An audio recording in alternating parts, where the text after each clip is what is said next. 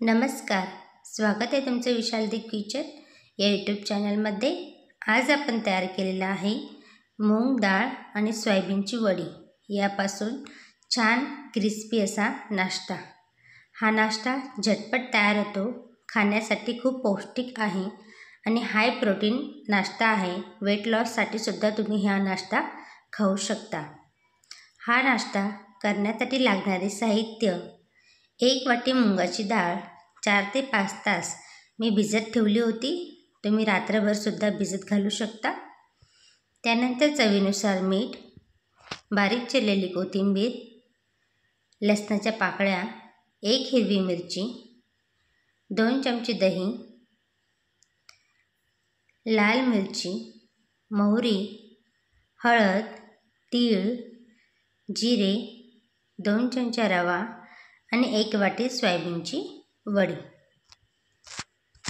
आता सर्वात अगोदर आपण एका पातेल्यामध्ये पाणी गरम करण्यासाठी ठेवलं आहे।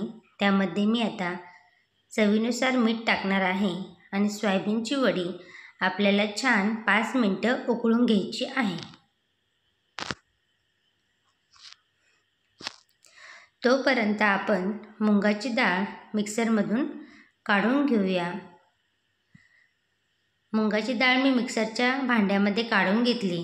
त्यामध्ये 1 हिरवी मिरची, लसणाच्या पाकळ्या, जिरं आणि बारीक चिरलेली कोथिंबीर।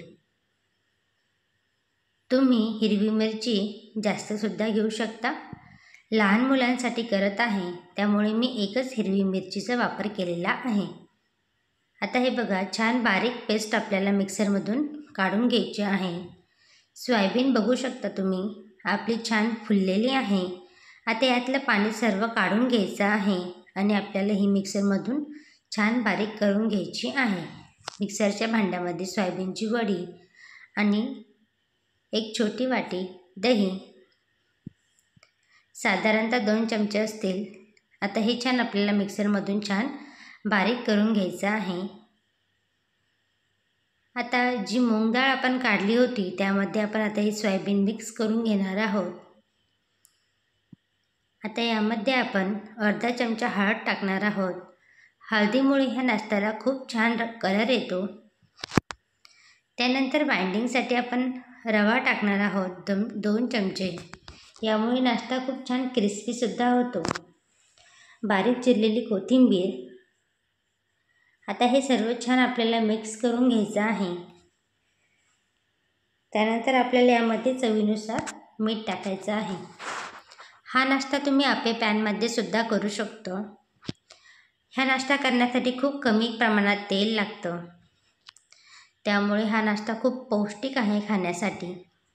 हे बघा, गॅसवरती मी आता तवा गरम करण्यासाठी ठेवला होता। 5 ते 10 मिनिटापर्यंत आपलं बॅटर रेस्ट करण्यासाठी ठेवायचं आहे, जेणेकरून रवा छान फुलेल। तवा छान गरम झालेला आहे। त्यामध्ये मी अर्धा चमचा तेल टाकलं, त्यावरती मोहरी आणि तीळ टाकले आणि आपला जे बॅटर होतं ते चमच्याच्या सहाय्याने छान आता आपल्याला पसरून घ्यायचं आहे। आणि यावरती आपण आता तीळ टाकणार आहोत आणि वरती झाकण ठेवणार आहोत। 2 मिनिटापर्यंत आपल्याला छान वाफवून घ्यायचं आहे। हे बघा, एका साईडने आपला नाश्ता खूप छान तयार झालेला आहे। नाश्त्याला कलरही खूप छान आलेला आहे। हे बघा, आता आपण आणखीन थोडंसं यामध्ये तेल टाकणार आहोत आणि दुसऱ्या साईडने सुद्धा आपला नाश्ता खूप छान तयार झालेला आहे। हा नाश्ता खूप झटपट तयार होतो आणि खायला पण खूप टेस्टी लागतो।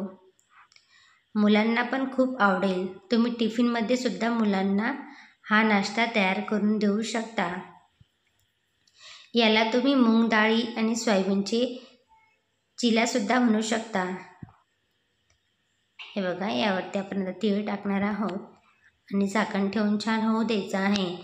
झटपट हा नाश्ता तयार होतो, खायला पण खूप छान लागतो आणि खाण्यासाठी सुद्धा खूप पौष्टिक आहे।